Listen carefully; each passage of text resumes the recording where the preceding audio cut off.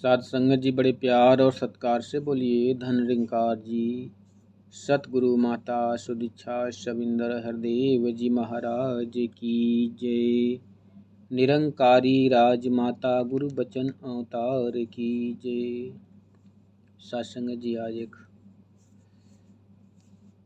शास्त्र से विचार रखेगा। हाँ साहब जी परवान करिएगा, जो भी त्रुटियाँ हों बख्श लेना। साध संगत जी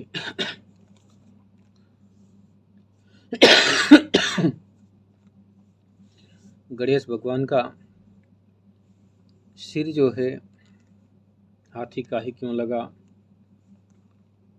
और कितनी बार इनका सिर धड़ से अलग हुआ। शास्त्रों के आधार पर साध संगत जी एक बार माता पार्वती ने इनको अपनी शक्ति से प्रकट करके अपनी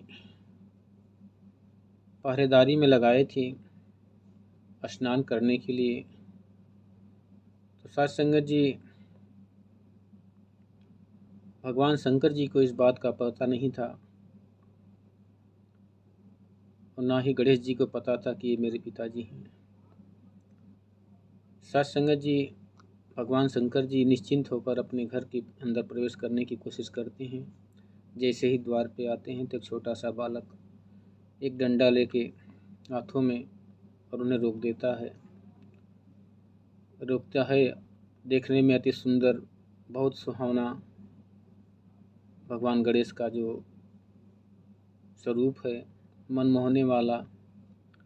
साध संगत जी देख के भगवान शंकर को बड़ी दया आती है कि बहुत अच्छा बालक है, लगता है किसी का आया है कहीं से घूमने के लिए। साध संगत जी विनती प्रार्थना करते हैं कि भाई मुझे जाने दो, ये मेरा घर है। कहते हैं कि नहीं, जब तक माता की आज्ञा नहीं होगी तब तक मैं आपको प्रवेश नहीं करने दूंगा। साध संगत जी ऐसे विनती प्रार्थना करते भगवान शंकर को क्रोध आने लगा कि मेरे अपने ही घर में मुझे इस नन्हे से बालक को जिद रोक रही है। मैं अभी इसको बालक जान के क्षमा कर रहा हूँ और ये मुझे जाने नहीं दे रहा है।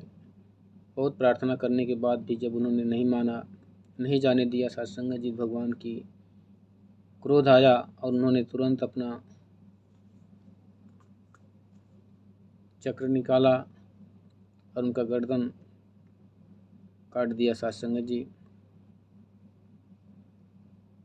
जैसे ही चिक्कार उठी, चिल्लाहट हुई, माता पार्वती को शोर मचते हुए देखा तो साध संगत जी दौड़ी दौड़ी आई और देखी तो लहूलुहान लगी रोनी बिलखने चिल्लाने। पूरी धरती तीनों लोग कंपित होने लगा। साध संगत जी तुरंत देवताओं का आगमन हुआ। सभी लोग मिलजुल के माता पार्वती को शांत करने लगे। साध संगत जी सृष्टि का मालिक हैं, तीनों लोग के मालिक की अर्धांगिनी जिनके भार सृष्टि पर सौंपा गया है। पूरी सृष्टि दहकने लगी, खलबली मच गई। सभी लोग को हुआ कि क्या हुआ। अचानक से दौड़े दौड़े सभी एक ही ओर भागे चले आते हैं और जैसे ही देखते हैं तो एक नन्हा सा बालक का धड़ सिर से अलग है। साध संगत जी सभी ने विनती प्रार्थना करके भगवान विष्णु को आवाहन किया और जैसे ही भगवान विष्णु आते हैं, उन्होंने जब वृत्तांत देखा, सब कुछ सुना, तो माता को बिलखते हुए देखकर उन्हें दया आई और बोले कि जाओ, जो प्राणी उत्तर दिशा की तरफ जाओ, जो प्राणी तुम्हें मिले उसका लेके चले आना। सिर काट के उसका सिर रख के जीवित हो जाएंगे। साध संगत जी जाते हैं लोग और जाते जाते एक हाथी मिलती है तो उसका सिर जब काट के लेके आते हैं तो उसकी जो हथनी है वो पीछे पीछे रोने चिल्लाने लगती है कि मेरे पति को मारकर तुम हत्या करके मुझे विधवा करके लेके जा रहे हो, मैं श्राप दे दूंगी। भगवान बेबस हो जाते हैं और उसके शरीर को लौटा देते हैं, फिर से जीवित कर देते हैं। फिर सत्संगत जी हो जाते हैं तो कोई एक और हाथी है, बच्चा जिसका छोटा है, वो अपने बच्चे को पीठ पीछे करके सोई है। इनको लगा कि इसको अपनी बच्चे का दया नहीं है, इसको चुपके से ले लेते हैं, इसे पता भी नहीं चलेगा। और सत्संगत जी हुए भगवान उस बच्चे को लेकर आए, हाथी का सिर के काट कर उसके गणेश जी के सिर पर रखकर अभिमंत्रित जल से मंत्र पढ़कर मंत्रोच्चारण करके प्राण फूके और वे जीवित हो गए। एक बार की घटना तो सत्संगत जी ऐसे देखने को मिलती है। लेकिन सत्संगत जी दूसरी घटना एक और है। एक बार उनका सर कटा था कि जब शनिदेव महाराज सूर्य के पुत्र शनिदेव महाराज सत्संगत जी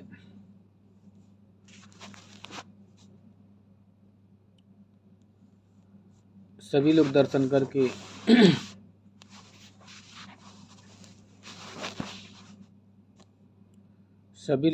करके सत्संगत जी जाते हैं, देवी देवता चले जाते हैं, भगवान गणेश जी का। लेकिन शनिदेव महाराज को अपनी पत्नी द्वारा मिला श्राप से भय है, डर है। वे डर के मारे जा नहीं रहे हैं। मन के अंदर बहुत अभिलाषा है देखने के लिए कि सभी लोग दर्शन करके भगवान का चले गए, मैं अभिशापित हूँ इसलिए मैं नहीं जा सकता। फिर भी उनके मन के अंदर इतनी उत्सुकता जागती है और वे उधर कदम बढ़ाने लगते हैं भगवान शंकर की कुटिया की तरफ। जाते हैं, जाते जाते दोपहर का समय है। सारे लोग भगवान शंकर के पास बैठकर चर्चा छिड़ी थी सत्संग की। तो सभी लोग आपस में चर्चाएं कर रहे थे तो द्वारपालों के पास जाते हैं और बोलते हैं नज़र नीचे करके कि आप जाके हमें आज्ञा लेके आओ, मैं अंदर जाऊंगा। वे आज्ञा लेने शंकर जी से जाते हैं तो शंकर जी के पास जाके ये लोग जब देखते हैं तो शंकर जी के पास भी जाकर ये अपनी सिर को नीचे ही, निगाहों को नीचे ही करके देखते हैं, किसी की तरफ देखते नहीं हैं और कहते हैं कि हमें उस बालक को देखना है, बहुत अभिलाषा लेके आया हूँ। तो भगवान शंकर कहते हैं कि जाओ, माता पार्वती कुटिया के अंदर बाहर ही बैठकर उसको दुग्धपान करा रही हैं, जाके दर्शन कर लीजिए। तो उधर को कदम बढ़ाते बढ़ाते जब जाते हैं शनिदेव महाराज जी, तो सत्संगत जी माता पार्वती जी आंचल से ढक के भगवान गणेश जी को दुग्धपान करा रही हैं। तो माता पार्वती जी को भी ये रहस्य पता नहीं था इनका कि इनकी पत्नी द्वारा इन्हें श्राप मिला है। तो सत्संगत जी उन्होंने आह्वान किया, विनती किया, प्रार्थना किया माता के चरणों में कि मैं बालक के दर्शन के लिए आया हूँ, कृपया मुझे बालक का दर्शन कराइए।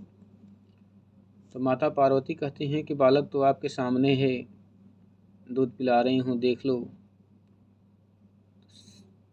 शनिदेव महाराज कहते हैं कि नहीं नहीं माता, मैं ऐसे नहीं देख सकता, मेरे को मेरी पत्नी द्वारा श्राप मिला है कि जिसको भी मैं देखूंगा उसका सिर धड़ से अलग हो जाएगा। माता पार्वती को बहुत गुस्सा आया कि 3 लोक के मालिक की पत्नी, जिसके पुत्र गणेश, इनके सिर अलग हो जाएगा, आपकी पत्नी में इतनी शक्ति है? उन्हें विश्वास नहीं होता और वो क्रोध में आकर, अहंकार में आकर कहती हैं कि मैं बालक को खड़ा कर देता हूँ और आप देख लीजिए, मैं भी देखता हूँ कि कैसे आपकी पत्नी के श्राप से मेरे बच्चे का सिर धड़ से अलग होता है। सत्संग जी, पत्नी उनकी सौभाग्यवती थी, धर्मपरायण थी, पतिव्रता थी कहते हैं कि पतिव्रता के वचन जो निकलते हैं वो सत्य वचन होते हैं। तो साथ संगत जी, 3 वचन बनाने के बाद शनिदेव जी महाराज ज्यों ही दृष्टि डालते हैं भगवान गणेश जी के ऊपर, जैसे ही चेहरे को देखते हैं गले से मुंडी अलग हो गई, आसमान में चली गई। माता पार्वती फिर रोने चिल्लाने लगी। तो फिर से वही क्रिया किया गया, फिर से उन्हें हाथी का ही सिर लगाया गया और अभिषिंचित करके प्राण फूके गए। तब से भगवान के ये 2 बार की घटनाएं घटी हैं जिससे इनका सर धड़ से अलग हुआ है, और इसी कारण विष्णु जी ने इनके ऊपर एक गणेश जी का हाथी का सिर लगाकर इन्हें जीवित करके इनको संसार में प्रकट किया। सत्संग जी, बड़े प्यार और सत्कार से कहिए धन्यवाद जी।